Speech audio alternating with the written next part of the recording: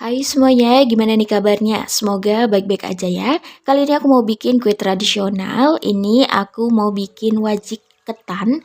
Ini tuh betul-betul enak banget, manis, gurih, lembut, pulen, pokoknya mantep banget. Gak usah berlama-lama lagi ya, langsung aja ke resepnya. Langkah pertama, siapkan teflon, posisi api masih mati. Setelah itu masukkan 250 gram ketan.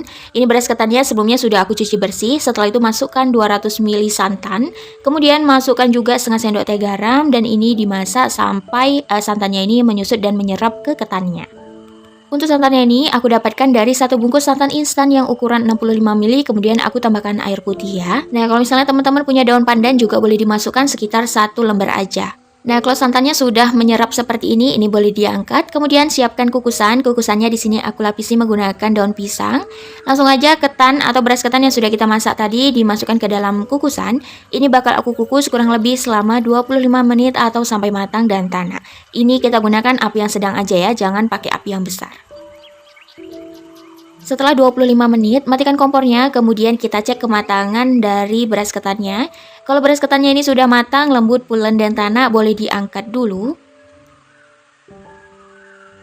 Langkah selanjutnya, siapkan teflon ataupun penggorengan, posisi api masih mati ya. Setelah itu masukkan 120 gram gula merah, kemudian masukkan 200 ml santan, aku dapatkan dari 65 ml santan instan yang aku tambahkan air putih. Setelah itu masukkan 2 sendok makan gula pasir dan ada setengah sendok teh garam. Nah, kita masak sambil diaduk-aduk seperti ini sampai gula merahnya larut. Ini juga kita masak sampai si air gula atau air santannya ini betul-betul mendidih dan kental ya. Nah, kalau misalnya belum mengental tapi busanya sudah keluar, kita matikan dulu api kompornya. Kemudian kita hidupkan lagi menggunakan api yang sedang aja sambil diaduk-aduk seperti ini. Masaknya juga butuh kesabaran sampai si air gulanya ini mendidih dan mengental. Nah, kalau sudah mengental dan mendidih seperti ini, masukkan ketannya. Masukkan semuanya ya. Setelah semua ketan masuk, aduk sampai semuanya tercampur merata. Masaknya sambil diaduk-aduk seperti ini ya, supaya bawahnya nggak gosong. Ini tetap kita masak sampai si air gula santannya itu betul-betul meresap di ketannya. Dan nanti keadaan dari ketannya itu kayak memadat dan agak berat. Nah, seperti ini sudah mulai padat dan agak berat, ini sudah matang dan boleh diangkat ya.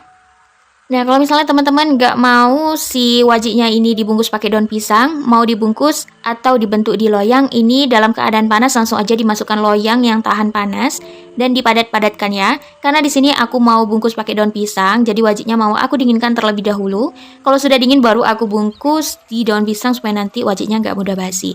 Siapkan daun pisang yang panjang, ukuran lebarnya ini sekitar 3 jari atau 4 jari. Setelah itu di ujungnya kita baluri dengan secukupnya minyak goreng. Jangan sampai full ya kita balurinya, setengah daun pisangnya aja. Setelah itu bentuk corong daun pisangnya. Kemudian langsung aja diisi wajiknya. Ini boleh ditekan-tekan seperti ini menggunakan sendok nasi supaya nanti wajiknya ini padat dan merata. Nah, kalau misalnya dikira-kira sudah cukup, nggak usah terlalu penuh dan nggak usah terlalu padat, nanti susah ngebungkusnya. Ini langsung aja dilipat. Cara lipatnya bisa dilihat di video, gampang banget ya. Setelah itu bisa langsung disematkan aja menggunakan lidi atau tusukan gigi ataupun tusukan sate. Yuk kita bikin atau kita bungkus sekali lagi. Siapkan daun pisang. Setelah itu baluri secara merata menggunakan minyak goreng, tapi jangan terlalu basah ya si daunnya. Setelah itu bentuk corong daun pisangnya seperti ini, gampang banget ya ngebentuk corongnya. Setelah itu langsung aja diisi wajiknya. Wajiknya jangan diisi terlalu banyak supaya nanti ngebungkusnya itu gampang. Kita tekan-tekan seperti ini supaya nanti wajiknya lebih rata, padat, dan juga semuanya itu keisi ya di daun pisangnya. Kalau sudah, ini langsung aja dilipat segitiga seperti ini. Nah, kalau misalnya ada sisanya nanti bisa kita potong si daun pisangnya supaya lebih cantik dan lebih rapi. Ini disematkan menggunakan tusukan gigi, tusukan sate ataupun lidi ya. Nah, hasilnya itu seperti ini, lakukan sampai semuanya selesai. Nah, kalau misalnya sudah selesai, ini siap disantap ya.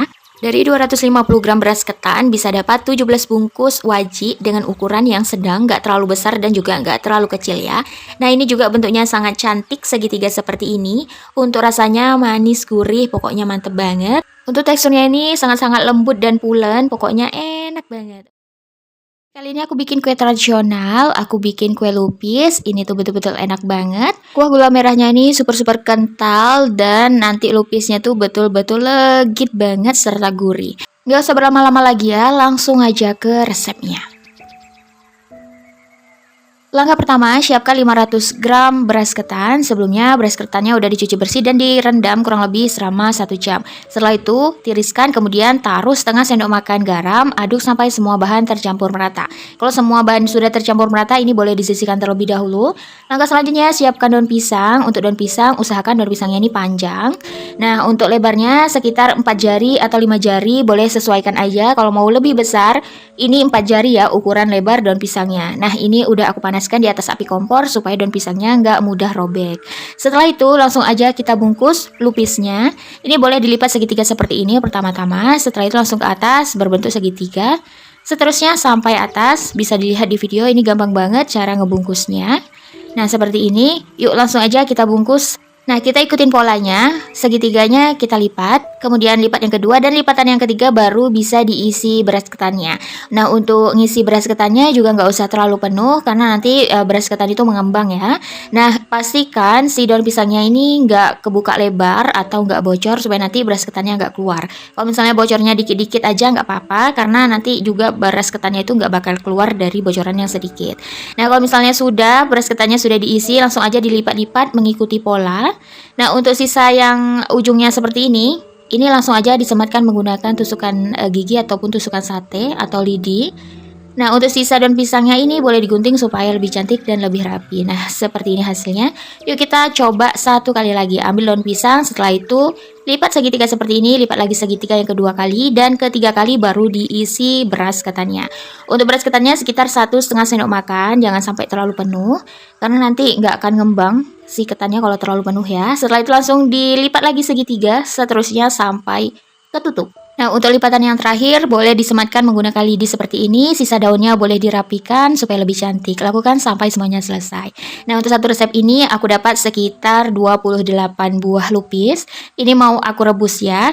Siapkan panci, kemudian masukkan 2 liter air putih, kurang lebih aja 2 liternya ya. Setelah itu kasih perisai pandan sekitar 1 sendok teh. Setelah itu aduk-aduk sampai semuanya tercampur merata. Nah, supaya warna hijaunya itu cantik, di sini aku bakal tambahkan dengan secukupnya pewarna kuning. Untuk pewarna kuningnya bebas, mau pakai kuning muda, kuning tua, atau kuning telur sepertiku.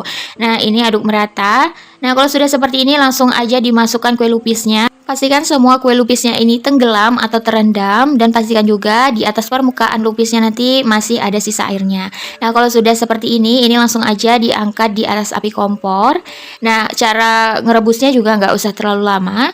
Pertama ini kita hidupkan dulu kompornya. Kita masak selama 7 menit. 7 menit itu dimulai ketika airnya sudah mulai mendidih. Nah, ini kan airnya sudah mulai mendidih. Ini kita timer selama 7 menit. Kita rebus selama 7 menit. Nah, kalau sudah 7 menit, matikan api kompornya, kemudian tutup pancinya. Ini bagian lubang tutup pancinya boleh ditutup menggunakan kain supaya nanti uapnya nggak keluar. Sekarang posisi apinya mati, dan ini kita diamkan selama 30 menit ya, posisi api mati. Kalau misalnya sudah 30 menit, ini bakal kita hidupkan lagi kompornya. Setelah itu rebus selama 10 menit. Terhitung awal 10 menitnya itu dimulai dari air mendidih. Jadi kalau misalnya airnya sudah mulai mendidih, baru kita timer selama 10 menit. Kalau misalnya dikira-kira airnya sudah mulai menyusut dan sudah mulai kurang, ini boleh ditambahkan lagi secukupnya air putih, supaya nanti si lupisnya itu betul-betul matang merata ya.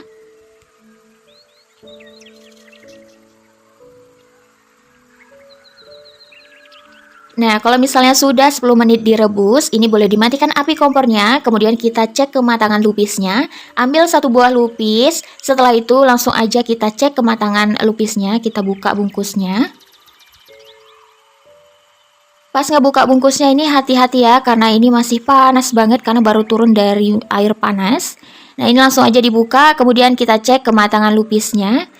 Nah, bisa dilihat di video lupisnya itu super lembut dan legit, tandanya lupisnya sudah matang. Kalau lupisnya sudah matang, angkat dan ditiriskan ya. Kita lanjut bikin kuah gula merahnya. Siapkan 250 gram gula merah, kemudian masukkan 250 ml air putih, ini direbus sampai gulanya larut.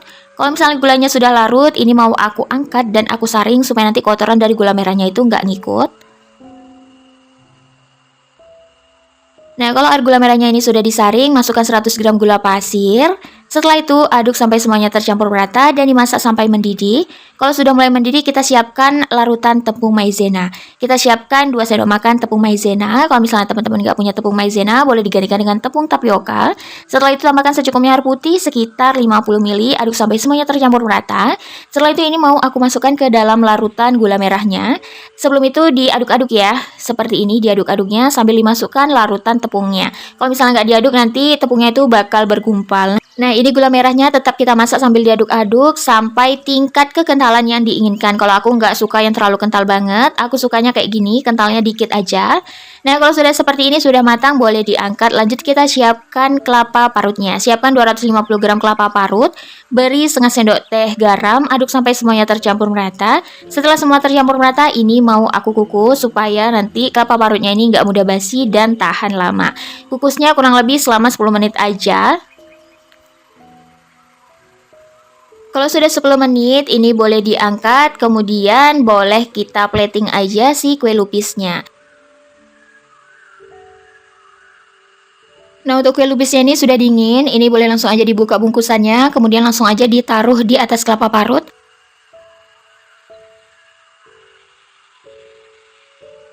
Nah, langsung aja lupisnya dibuka, kemudian baluri secara merata dengan kelapa parutnya.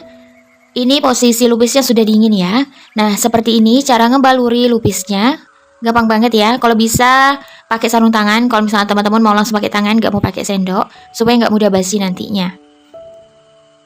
Kalau misalnya semua kue lupisnya sudah dibaluri dengan kelapa parut, langsung aja disiram dengan kuah kental gula merahnya ini. Nah, super-super kental kayak gini, aku suka banget dengan kuahnya. Ini langsung aja dikucurin di atas lupisnya. Nah, seperti ini. Dan kalau sudah seperti ini, siap disajikan.